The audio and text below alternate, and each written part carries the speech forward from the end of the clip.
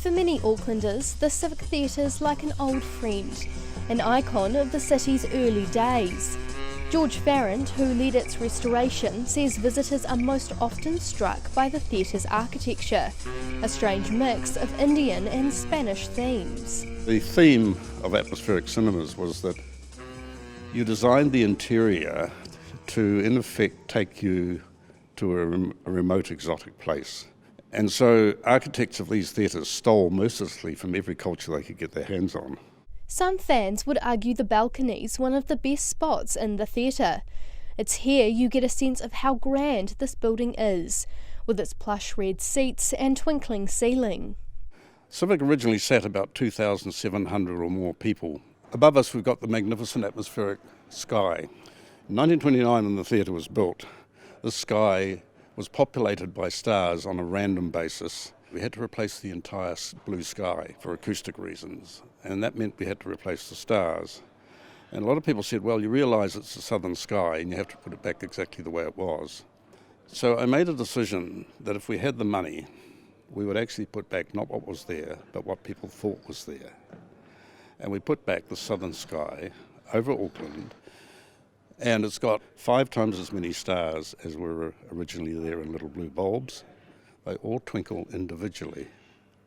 And when late in the project we were given a considerable amount of extra money to do our wish list, we put in something that no other theatre has. No other atmospheric theatre globally has a real sky over it.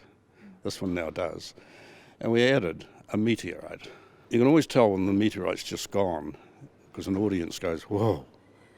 And then you hear people say, what? Oh, bugger, I missed it. And people got so angry at missing it, they actually wrote to the Mayor of Auckland and said, this is unfortunate, but we've missed it several times going to the theatre. So we thought, okay, we'll compromise a little bit. We'll now have it repeating about 30 seconds apart. It's the Civic's 90th birthday, meaning it survived the Great Depression, World War II, and threats of demolition. It's hosted a whole range of famous faces, including John Cleese, Bob Dylan, the Rolling Stones, and even King Kong. Let him roar, it makes a swell picture. Well, in Peter Jackson's remake of King Kong, it called for a theatre to represent the Alhambra Theatre, as it was, in New York, where Kong, the ape, is brought in chains and displayed on stage. And this theatre became the Alhambra. The ape was chained on stage, he broke off, leapt up onto the balcony down here, actually smashing great holes, improbably in the balcony, chased the Adrian Brody character. I could only get his face in the stairs, and he smashed out through the sky over there. I mean, how amazing was that for this to be part of cinematic history? It is, and in fact, a lot of people interested in cinematic history have actually discovered the Civic via that movie. But the Civic hasn't just hosted international acts. One of its most famous patrons was local cabaret dancer Frida Stark. She would perform her show in the building's bottom level, also known as the Winter Garden. Frida was a particular hit with American GIs, who travelled to Auckland for rest and relaxation during the Second World War. They came here with great enthusiasm. They had money, they had chocolates, they had nylons, and many local lasses benefited from their enthusiasm to host locals. Frida often told the story of how on one occasion her costume was 3 large feathers.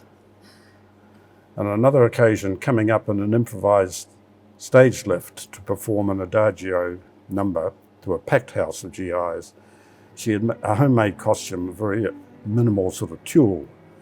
And coming up on the lift, she realised that part of it was actually slightly misaligned, bent over to fix it, snagged the costume on passing metalwork, and arrived on stage in the spotlight in a puff of stage smoke, effectively naked. And at that point she thought, I've done it. And then she thought, oh bugger, Mum's here tonight. But its heyday didn't last forever, and by the late 1980s the Civic had fallen into disrepair. The restoration would take years and cost more than $40 million. Our estimate at the time was 35 to 38 million.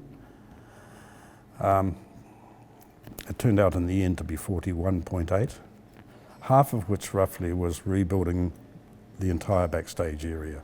on a more massive scale than had ever been there in the past.